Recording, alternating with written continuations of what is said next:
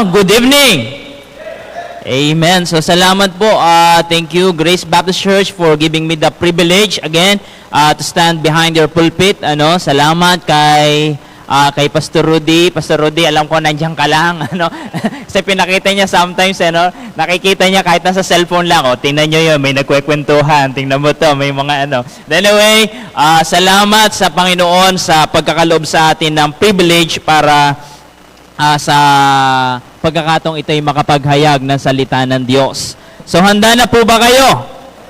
Amen. Kung kayo po ready na, let us open the Bible, our Bible, to the book of Deuteronomy chapter 6, verse 10 until verse 25. Deuteronomy chapter 6, verse 10 till verse 25. Okay, kung inyo pong nakita, isamahan niyo po akong tumayo at basahin po natin ito ng salitan. I will read verse 10 and then you read verse 11 hanggang matapos po natin ang 25. So sa atin pong basahin ng salitan. Kung nakita niyo po, say amen. Amen. Basahin ko na po. And it shall be, when the Lord thy God shall have brought thee into the land which is sware unto thy fathers, to Abraham, to Isaac, and to Jacob, to give thee great and goodly cities which thou buildest not.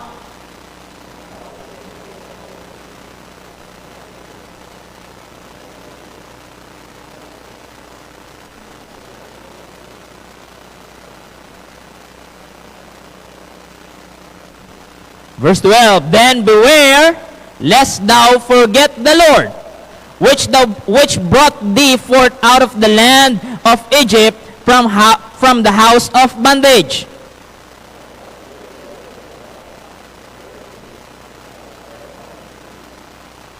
Ye shall not go after other gods of the people which are round about you.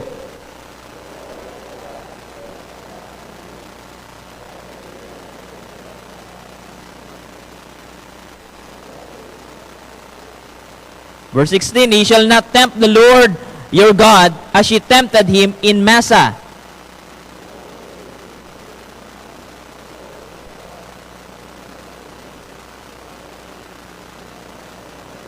And thou shalt do that which is right and good in the sight of the Lord, that it may be well with thee, and that thou mayest go in and possess the good land which the Lord sware unto thy fathers.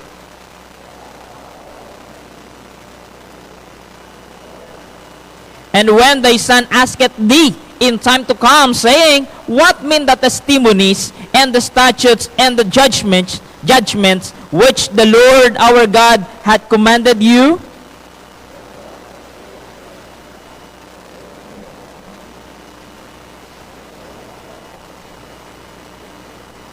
And the Lord shewed signs and wonders great and sore upon Egypt, upon Pharaoh, and upon all his household before our eyes.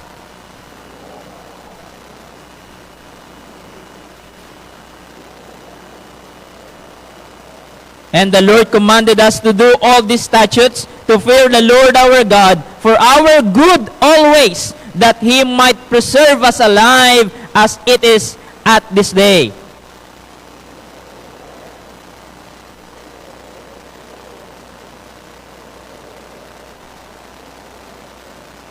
Amen. Ang atin pong key verse ay nasa verse 12. Ang sabi ng salita ng Diyos, then beware lest thou forget the Lord.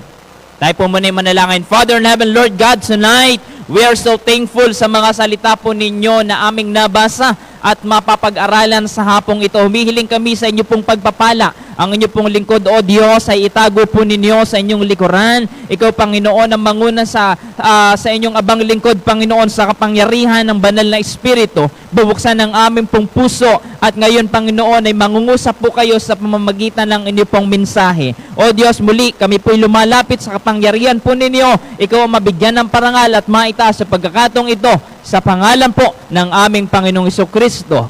Amen. Amen. You may sit down. Kaya, ang sabi ng salita ng Diyos, kaya sabi ni Sir JB ay may magpapaalala sa atin tonight. And even the children, nagpapaalala sa atin. Kaya, ang title po ng ating mensahe sa gabi pong ito is, Huwag Mong Kalilimutan. Amen, So, wag mong kalilimutan. Ayan. Kaya, alam nyo ho, napakahalaga na maunawaan po natin na kung saan bilang mga mananampalataya, may mga tendencies na kung saan tayo po ay nakakalimot agad. Ano? May mga pagkakataon na tayo po bilang mga mananampalataya sa daming ibinigay ng Diyos na kabutihan sa ating buhay, lagi pa rin tayong nakakalimot. Ano? Kaya ang salita ng Diyos ay nagpapaalala po sa atin tonight na huwag tayong makakalimot. Sapagkat ang sabi ng salita ng Diyos, dito po ipinapakita sa atin, sa ating pong pagkabasa noong pong ating teksto sa gabing ito. Ang sabi po ng salita ng Diyos, kung ating makikita, that the Lord has promised them, the Israelites, good land, good life, and a great leading ng Panginoon. Ano, pero makita natin, ang sabi ng salita ng Diyos, yung mga ipinangako po sa kanila, meron po silang good land. Ang sabi ng salita ng Diyos, saganang lupain na hindi naman sila ang nagpakahirap. Alain mo yun, yun ang ipinangako sa kanila ng Panginoon. Ano, nasabi ng salita ng Diyos, meron kayong magandang lupain. Hindi kayo ang nagpakahirap niyan. Ano? Meron kayong mga balon pero hindi naman kayo ang naghukay. Ano? Meron kayong tinatawag na lugar na kung saan ay hindi naman kayo ang nagtayo. Biruin mo, ganong kabuti ang Diyos sa kanilang buhay. Kumbaga, yun talaga'y makita natin yung blessing. Just like sa ating pong mga buhay, napakaraming biyaya ang Panginoon na hindi naman talaga tayo ang may kagagawan at maunawaan natin lahat yan ay kagagawan ng Diyos. Ano? Kaya lang, kumusta tayo? Nakakalimot ba tayo? Ano? Good land! Ano? Saganang lupain. Meron po silang tinatawag na ang pangako ng Panginoon sa kanila, yung tinatawag na godly life. Pag sinabing godly life, napakaganda po niyan. Ano? Ito yung buhay na hindi kontra sa Diyos. Buhay na hindi kontra ang Diyos. Ano? Kapag ikaw ay namumuhay na merong maka-Diyos na pamumuhay, hindi ka kontra sa Diyos at ang Diyos ay hindi rin kontra sa iyong buhay. Pero kapag tayo po'y namumuhay na hindi maka-Diyos, tandaan niyo po, laging kontra ang Diyos sa buhay mo.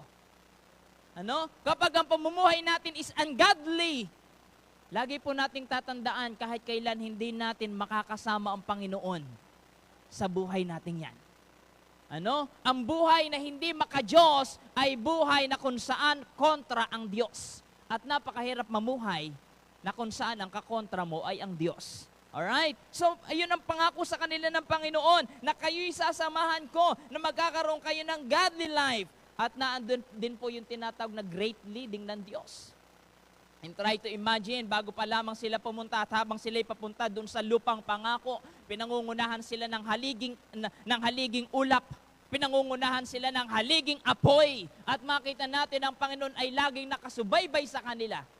Kaya lang, the problem is, alam nyo, yung parang, I do not know kung nabasa nyo yung parang sumawa na ang Panginoon sa sobrang tigas ng kanilang ulo. Ano?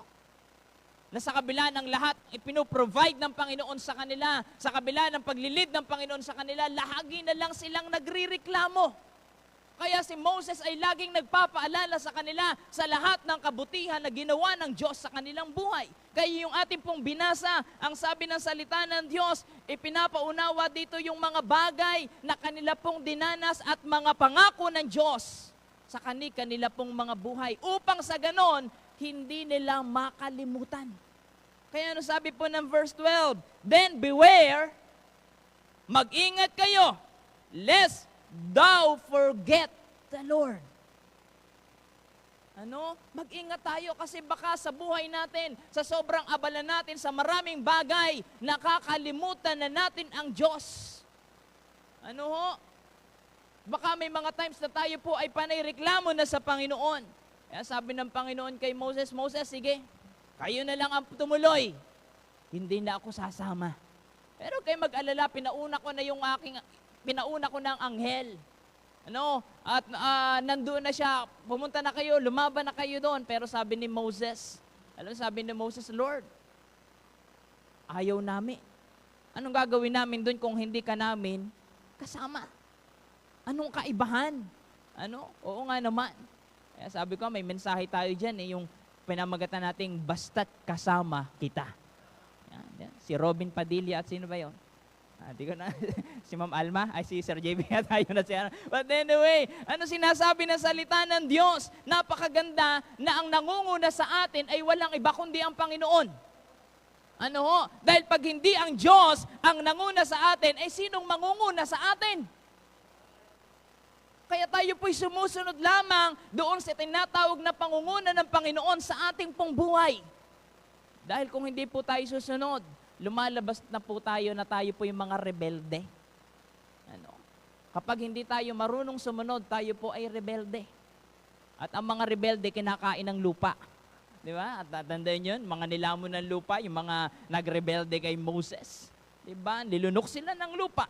Kaya makita natin, ayaw yun ng Diyos. So mga kapatid, ang salita ng Diyos ay nagpapaunawa sa atin, kaya ang sabi po ng Biblia, then beware, lest thou forget the Lord, which brought thee forth out of the land of Egypt from the house of bondage. Okay, wag natin kalilimutan. The first point, dahil meron lang tayong 30 minutes, tirahin agad natin to. Number 1, ang dapat na hindi natin kalimutan, una, sa ating pagkaalipi, siya ang nagpalaya. Sa ating pagkaalipi, ang Diyos ang nagpalaya. Tatandaan po natin palagi mga kapatid na noong hindi pa tayo mananampalataya, tayo po'y alipin ng dyablo. Alipin tayo ng dyablo. Kaya kahit kantahin natin yung gusto kong bumait pero di ko magawa. Bakit? Sapagkat alipin ka ng dyablo. Di ba? Kahit gustuhin mo nang magbago, hindi ka makakapagbago sapagkat nakatanikala. Para yung kanta ni Freddy, ako'y palayain sa kuko ng agila. Di ba? Pero tayo bilang mga mananampalataya, kung ating pong tatandaan, ang kamay, ang kuko ng dyablo ay nakatarak sa ating mga liig at tayo po'y alipin, just like doon po sa panahon po ng mga Israelita, na talagang hirap na sila. Nagrereklamo na sila. Hindi na nila alam ang kanilang gagawin. Sila'y umiiyak na sa hirap, pero wala silang magawa sapagkat sila'y alipin sa lugar na yon. Kaya sabi po ng salita ng Diyos sa verse, doon po sa verse 12, ang sabi po ng Biblia, ang sabi ng salita ng Diyos, lest thou forget the Lord which brought thee forth out of the land of Egypt. From what? From the house of bondage. Yun po tayo mga kapatid. Na tayo po'y alipin ng dyablo. At magpasalamat tayo sapagkat pinalaya tayo ng Diyos. Pinalaya tayo ng Diyos. Kaya dati tayo po'y alipin ng ating pong mga laman. Diba? Yung isang bagay na nakunsanin ng kalaban ng Espiritu Diba? Yung pita ng laman. At yan po'y napakahirap na kalaban. Anyway, kalamitan o karamihan sa mga mananampalataya that until now, sila po ay nagpapaalipin pa rin sa pita ng laman. But remember, sabi ng Romans chapter 8, ang sabi ng salita ng Diyos, ang mga taong namumuhay na sumusunod sa laman ay hindi maaring kalugdan ng Diyos. Yan ang purpose natin, na kung saan magbigay ng kaluguran sa Diyos. Pero kung until now, tayo po bilang mga mananampalataya ay sumusunod pa rin sa pita ng laman, mga kapatid, alam niyo po, nakakalungkot mang isipin, hindi po tayo maaring kalugdan ng Diyos.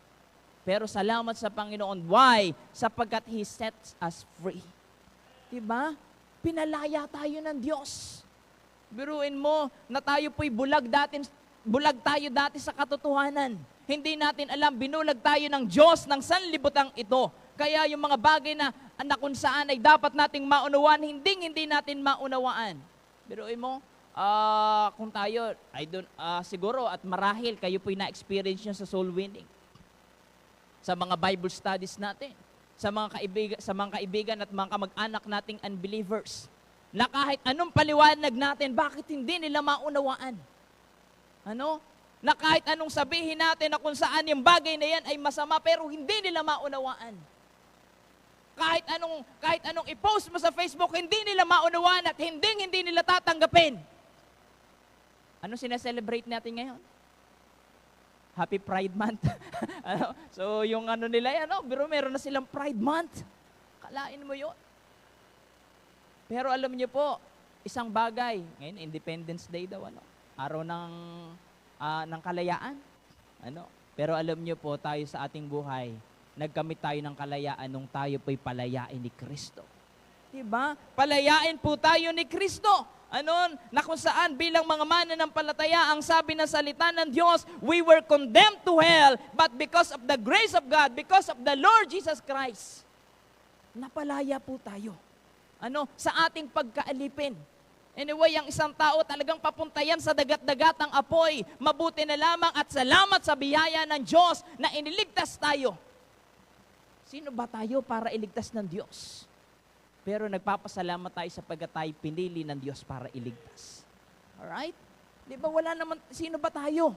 Di ba meron ba tayong may pagmamalaki sa ating buhay? Kaya salamat sa Panginoon sapagkat ibinigay niya ang kanyang kaisa-isang anak at yan po'y walang iba kundi ang ating Panginoong Jesucristo para tayo po ay palayain.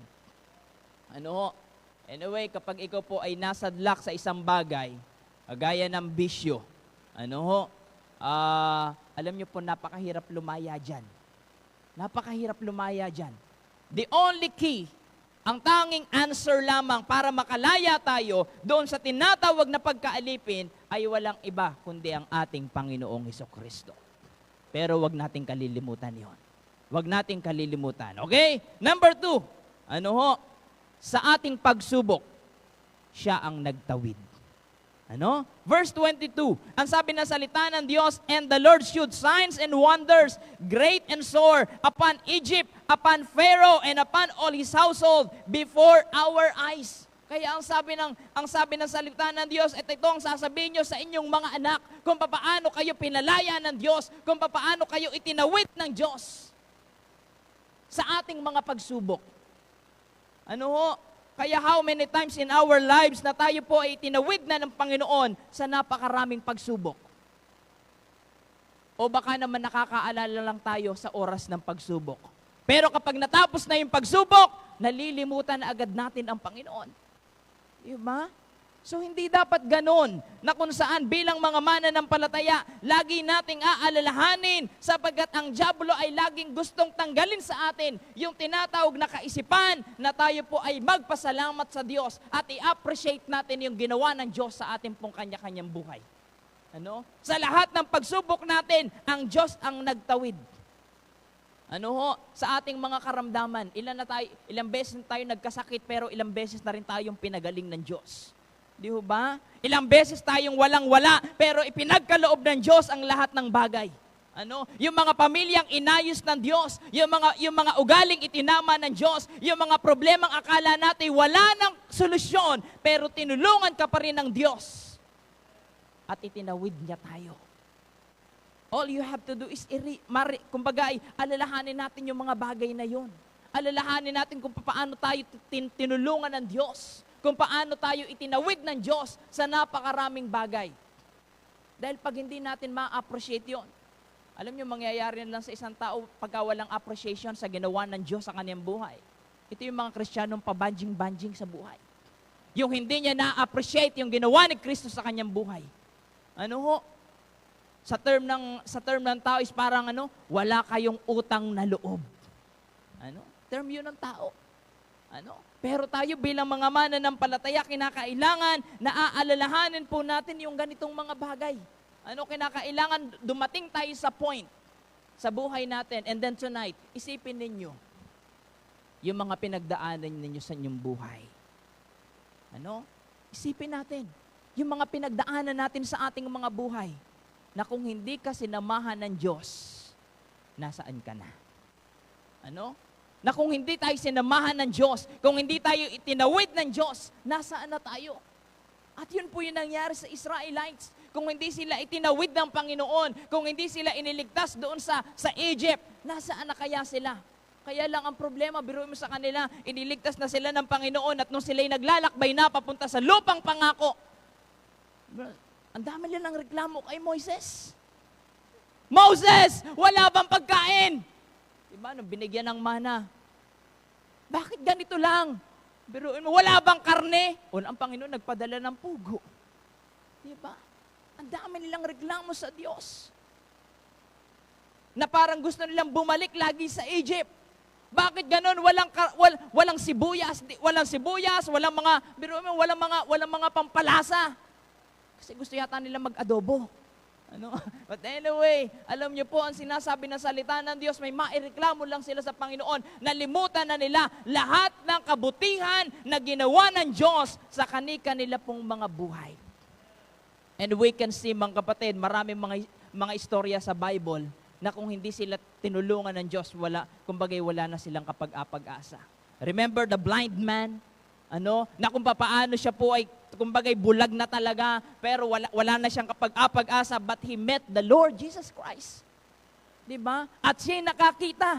At alam natin yung nangyari doon sa isang babae na dinurugo for 12 years. Nung pinuntahan na niya ang lahat ng mga manggagamot, pinuntahan na niya si Mang Kepweng, pinuntahan na niya si Pedro Pinduco, pinuntahan na niya ang lahat ng mga kung sino-sino pa man, at nalustay na ang kanyang mga kayamanan. Pero alam niyo po, ang sabi ng salita ng Diyos, walang nangyari. And then she saw the Lord. Na yung kanyang pananampalataya, mahawakan man lang niya yung laylayan ng damit ng Panginoon, siya'y gagaling. Alright?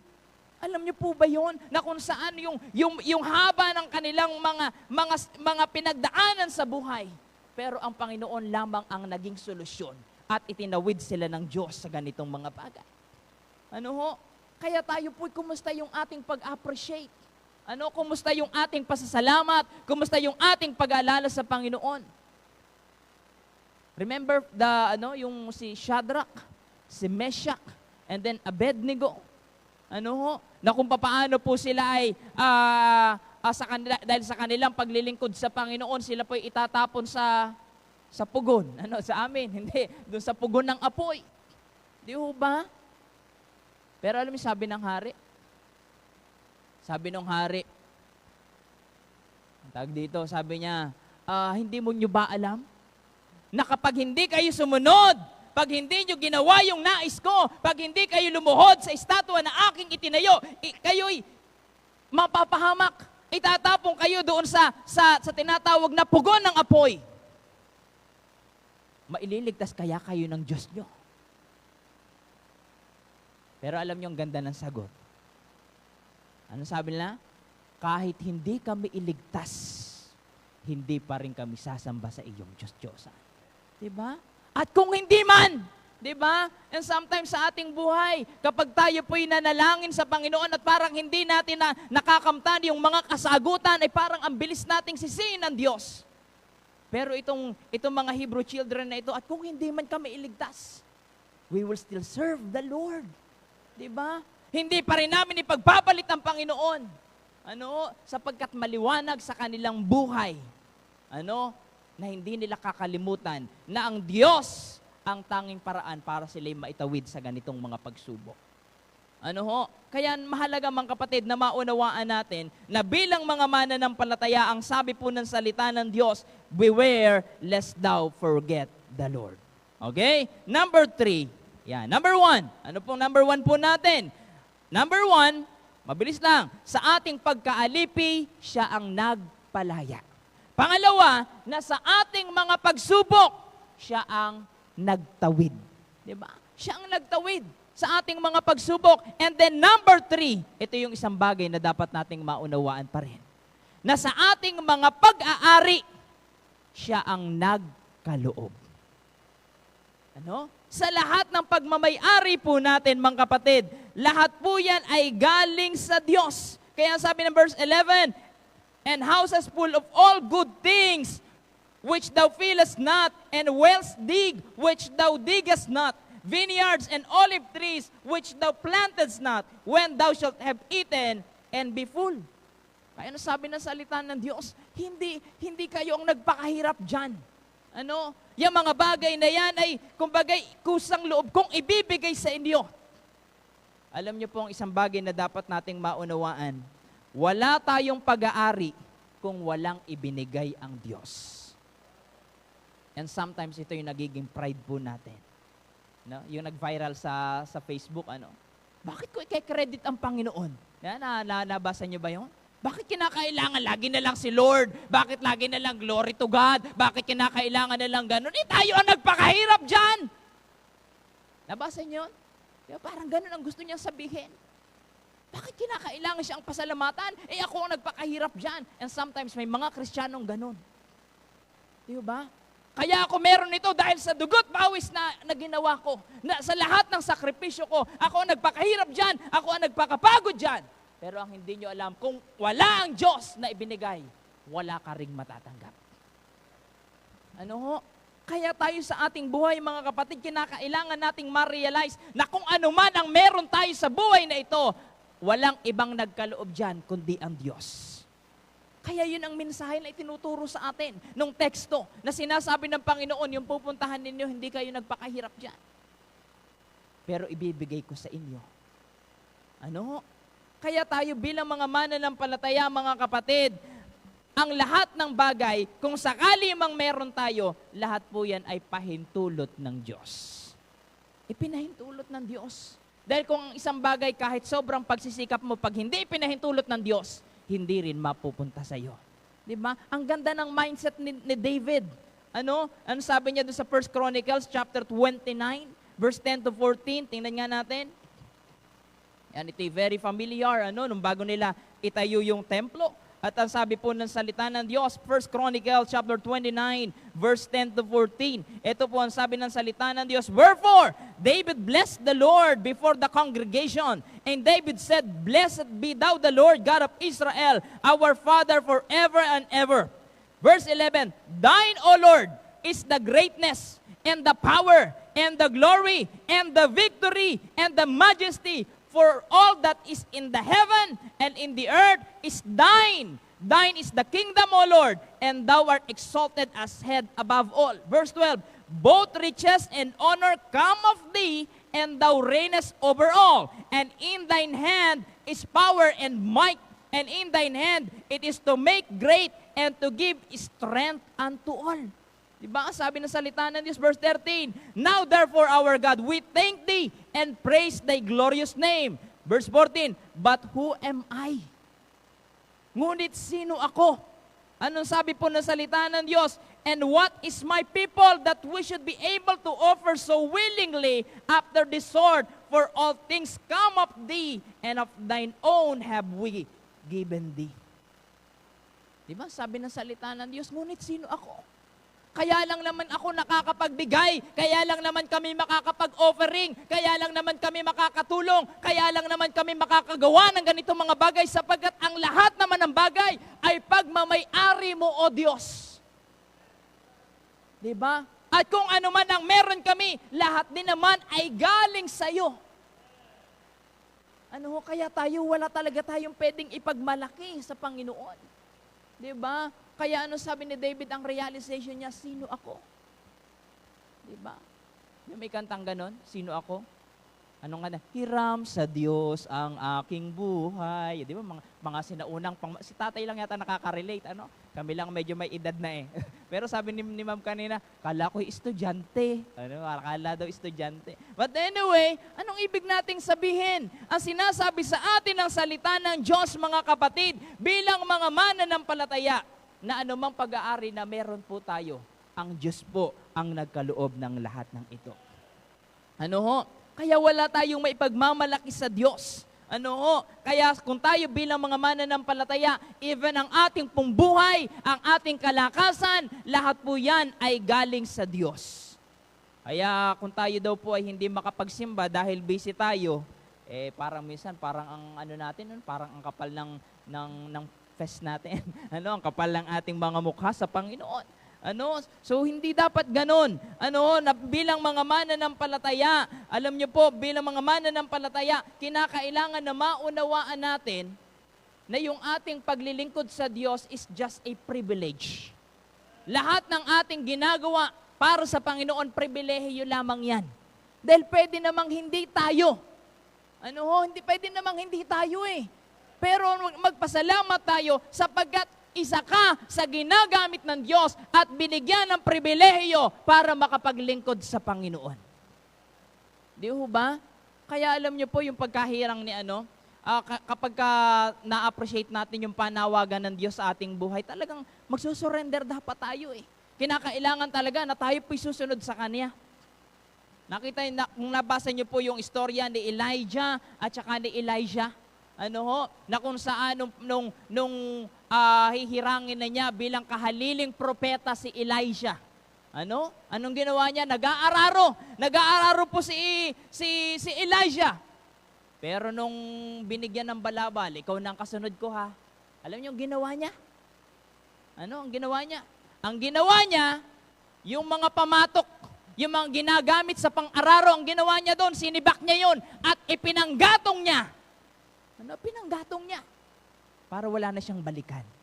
Dahil tinawag na siya ng Diyos. Kaya igatong mo na. Igatong mo na ang pride mo, igatong mo na ang sarili mo, igatong na natin ang lahat ng mga bagay na meron po tayo na siyang magiging kahadlangan sa paglilingkod sa Diyos. Diba? Huwag nating kakalimutan na kung saan bilang mga mananampalataya, lahat yan ay pribilehiyo lamang, kaya huwag tayong mapapagod. Diretso lang, di ba? Diretso lang. Huwag tayong mapapagod. Kasi kung titingnan natin, yung mga Israelita, even in the book of Malachi, chapter 1, verse 13.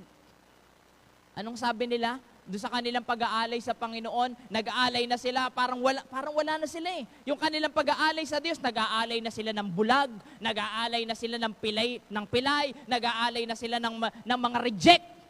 Yun ang iniaalay nila. Tapos ang kanilang reklamo, nakakapagod na.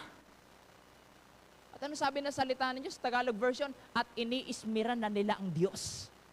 Kalain mo yun, nang iismid na. I do not know if you know that word, yung parang gano'n na sinusupladuhan na nila ang Panginoon. At sila'y pagod na. Pero sana hindi po gano'n. Sapagkat alam nyo po, mahalaga na maunawaan natin na yung salita ng Diyos ay nagpapaalala na beware, lest thou forget the Lord.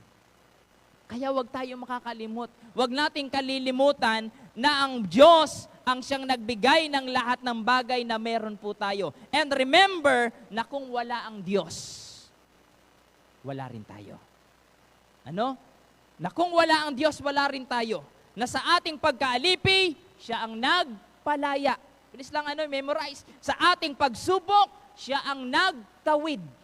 At sa ating mga pagmamay-ari, ang Diyos ang nagkaloob.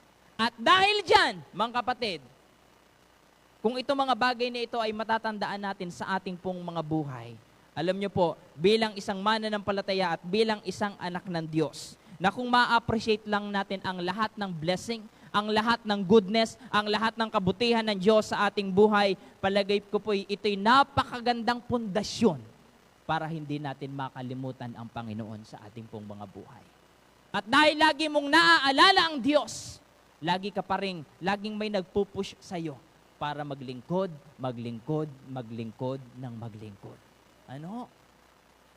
Anong sasabihin lang natin? Simple lang naman na sinasabi ng Bible doon po sa 1 Corinthians chapter 15. It's not in vain. Na lahat ng ginagawa natin ay hindi sa walang kabuluhan. At dahil dyan, diretso lang. Diretso lang. Tayo po'y manalangin. Let's pray. Ama namin Diyos, salamat po sa inyong biyaya sa aming buhay. Thank you, Lord God, sa mga salita po ninyo na nagpaalala sa amin na tunay nga, Ama, na ikaw ang Diyos na nagpalaya sa amin. Ikaw, O Diyos, ang siyang nagtawid sa amin sa lahat ng pagsubok. At ikaw din, Panginoon, ang siyang nagkaloob ng lahat ng bagay na pagmamay-ari namin. Dinadakila ka po namin sa pagkakataong ito. Tinataas ang pangalan mo. Pinupuri ka palagi, O Diyos, sa pangalan ng aming Panginoong Jesucristo. Amen.